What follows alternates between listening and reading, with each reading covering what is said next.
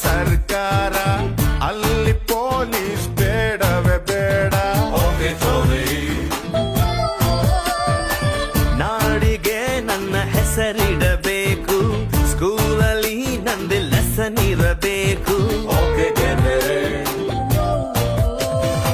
Kannada cinema ತೆಗೆಯೋಣ್ವಾ, hero date ಹಿಡಿಯೋಣ್ವಾ.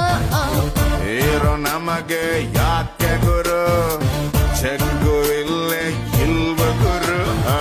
ದುಡ್ಡು ಇದ್ರೆ ದುನಿಯಾರಿ, ಇಲ್ಲದಿದ್ದೋನ್ ಬಿಕ್ಕಾರೆ. ಒಂದ್ ಎಲ್ರು ಹೋಗ್ತಾರೆ.